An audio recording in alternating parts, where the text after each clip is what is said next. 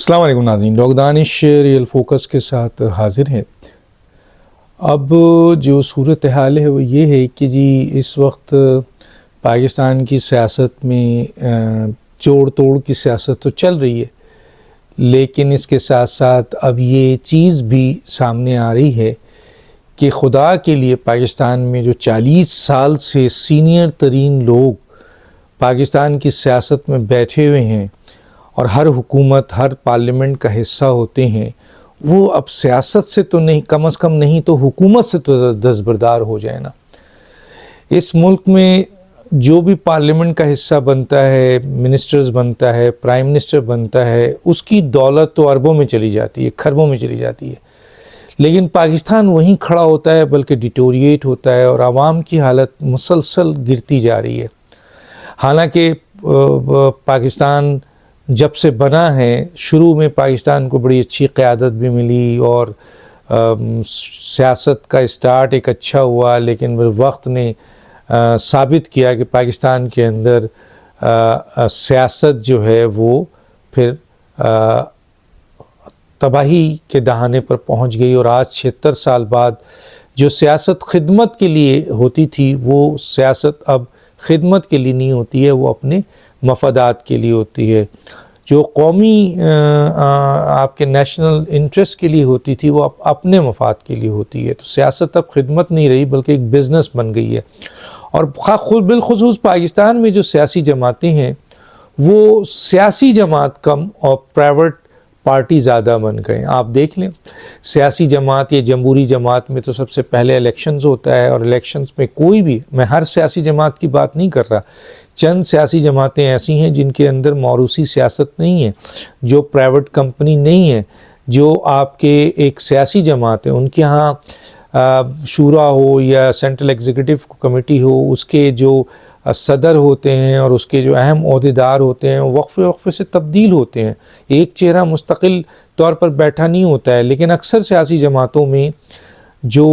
قیادت ہے وہ اگر ہٹتی بھی ہے تو اس کے نیچے اس کی اولاد آ جاتی ہے، چاہے وہ اہل ہو چاہے وہ نااہل ہو، وہ اولاد جو ہے وہ آ جاتی ہے، اور آنے کے بعد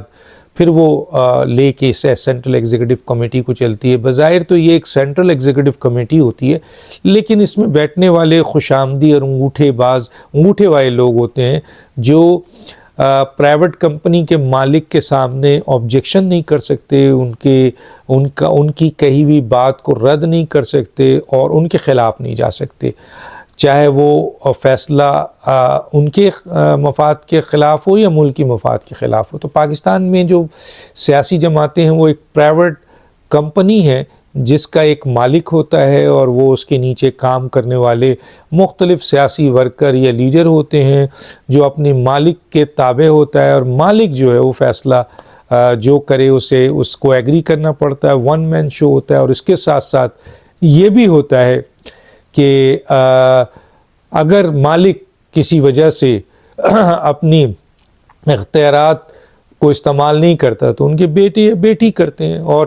کوئی ایسا شخص نہیں ہے جو ان کے مقابل کھڑا ہو، اور کوئی ایسا election with in the party نہیں ہوتا ہے جو فیئر ہو، جس میں کوئی دوسری اول تو کوئی غلام اس پوزیشن میں، نوکر اس پوزیشن پہ نہیں ہوتا ہے کہ اگر ان کا بیٹا یا بیٹی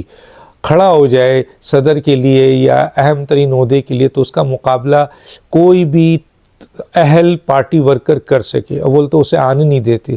بننے نہیں دیتے، اور دوسری بات ہے اگر وہ کھڑا بھی ہو جائے تو پھر جو دوسرے ساتھی ہیں وہ اس کو یہ احساس دلاتے ہیں کہ وی آر نوکر، وی آر غلام، ہم صرف ووٹ ڈال سکتے ہیں، ہمارا کام یہ نہیں ہے کہ ہم عہدے بھی لیں۔ وہ الگ بات ہے کہ جب یہ حکومت میں آتی ہے یہ سیاسی جماعتیں، تو یقیناً سیاسی جماعتوں کے پاس کسی بھی لیڈر کے پاس ان کے اتنے رشتہ دار نہیں ہوتے ہیں، اگر ہوں تو شاید وہ انہی میں سے وہ منسٹر بھی لگا دیں، لیکن مجبوری ہوتی ہے کہ پھر اس سینٹرل ایگزیکٹو کمیٹی میں سے لوگوں کو ٹکٹ دیا جاتا ہے اور الیکٹیبل ڈھونڈے جاتے ہیں، اور انہی میں سے پھر ظاہر وزیر لگائے جاتے ہیں۔ لیکن اہم عہدہ چیف منسٹر ہو یا پرائم منسٹر ہو یا کوئی اور فورن منسٹر یا کوئی اور منسٹری ہو، وہ یہ خود رکھتے ہیں اپنے پاس۔ تو اب یہ چیزیں ڈیولپ ہو رہی ہیں۔ پاکستان واحد ملک رہ گیا ہے جس میں 40 سال سے جو کل وزیر اعظم اور وزرائے اعلیٰ اور مختلف منسٹروں کے لیے نام آتے تھے وہ آج بھی نام آ رہے ہیں۔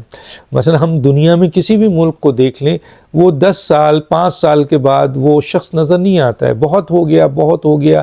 تو ایک دفعہ نہیں تو 2 دفعہ وہ بن گیا وزیر اعظم یا صدر۔ ہمارے ہاں تو 4تھی دفعہ 5ویں دفعہ وزیر اعظم کا کینڈیڈیٹ وہی ہوتا ہے جو آج سے 40 سال پہلے ہوتا ہے، منسٹر وہی ہوتے ہیں جو آج سے 40 سال پہلے۔ تو یہ بات بہت زور پکڑ رہی ہے کہ پاکستان میں اب نئی قیادت آنی چاہیے، نئے لوگ آنے چاہیے،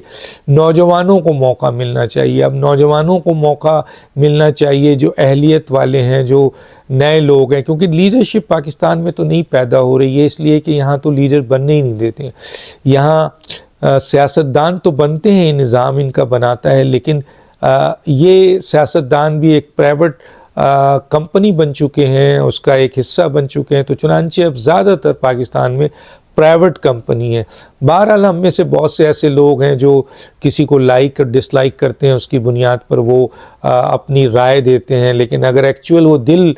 ان کے دل کو ٹٹولا جائے تو وہ بھی یہ مانتے ہیں کہ پاکستان میں سیاسی جماعتیں نہیں ہیں، لیڈر نہیں ہیں، بلکہ پرائیویٹ کمپنی ہے، ان بزنس مین ہیں، اور باقی لوگ جو ہیں اس کے ہرکاریں ہیں، غلام ہیں، نوکر ہیں، اور ان کو وہ جماعت کی حکومت آنے سے ان کو بھی حصہ مل جاتا ہے۔ اور بیشتر ایسے لوگ ہیں جو کئی دفعہ آتے ہیں اور حکومت میں رہتے ہیں، اور پھر اگر ڈیلیور دیکھا جائے کہ کارکردگی کیا ہے تو آپ دیکھ لیں، چائنا کب آزاد ہوا، آپ بھی اسی وقت آزاد ہوئے، بھارت اسی وقت آزاد ہوا، بنگلہ دیش اس کے بعد آزاد ہوا، 70 میں آزاد ہوا، لیکن ہم تو وہیں کھڑے ہیں اور وہ لوگ بہت ترقی کر چکے ہیں۔ تو کم از کم اب ان تمام اولڈ سیاستدانوں کو جو 40-30 سال سے اس ملک پر کی حکومت پر اور وزارت عظمیٰ پر مسلط ہیں، ان کو اب دستبردار ہونا چاہیے۔ ٹھیک ہے، سیاست کریں، اپنے بیٹے بیٹی کو لائیں، چلیں رشتہ داروں کو لائیں، تعلقات والوں کو لائیں، لے کے آئیں، لیکن خود تو دستبردار ہوں، خود تو اپنے چہرے، کیونکہ آپ تو اس پوزیشن پہ نہیں ہیں کہ پاکستان کی عوام کو 76 سال میں جو ڈیلیور ہوا ہے، جو آج پاکستان کی عوام اسی تباہی بلکہ اور زیادہ تباہی کا حصہ بنی ہے، وہ تو سب آپ لوگوں کی وجہ سے بنی ہے۔ تو چنانچہ کم از کم آپ لوگ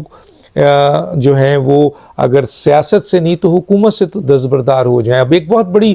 ڈیمانڈ اب پیدا ہو گئی ہے پاکستان کے اندر کہ پاکستان کو نئی نسل، نئے لوگوں دیا جائے، اسی سیاسی جماعت کے اہل جو نئے لوگ ہیں وہ آئیں اور پاکستان کی خدمت کریں، ان کو ایک موقع ملنا چاہیے تاکہ وہ پاکستان کو نکال کے لے سکیں۔ ہم بھی پاکستان کی معیشت میں بینکرز یا چارٹرڈ اکاؤنٹنٹ کو لا کے بیٹھا دیتے ہیں اور معیشت دان کو نہیں بیٹھاتے ہیں، اور کہا جاتا ہے کہ معیشت دان جو ہے وہ 20-25 سال کی پلاننگ کرتا ہے، اور جو یہ چارٹرڈ اکاؤنٹنٹ ہوتے ہیں، یہ بینکرز ہوتے ہیں، یہ 1 سال کی پلاننگ کرتے ہیں۔ تو ملک تو 1 سال کے لیے پالیسی نہیں بناتا ہے، ملک تو 25 سال 30 سال 50 سال کی پالیسی بناتا ہے۔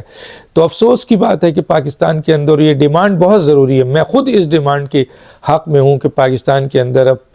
سیاسی اولڈ چہروں کو جو کئی دفعہ منسٹرز، پرائم منسٹر اور مختلف عہدوں میں رہ چکے ہیں، وہ خود ہی دستبردار ہو جائیں، حکومت سے الیکشن میں ضرور حکومت سے دستبردار ہو جائیں، سیاست ضرور کریں، اور اپنے تجربات سے ان نئے نوجوانوں کو جو باصلاحیت ہیں، اہل ہیں، ان کو موقع دیجیے۔ اور یہ ڈیمانڈ اچھی ہے، اور یہ ضروری نہیں کہ کسی ایک سیاسی جماعت کا، ہر سیاسی جماعت کو اپنے نئے لوگوں کو، نوجوانوں کو، باصلاحیت لوگوں کو آگے لانا چاہیے اور ان کو حکومت دینی چاہیے۔ کم از کم امید کی جاتی ہے کہ پاکستان کے اندر یہ سلسلہ شروع ہو جائے، لیکن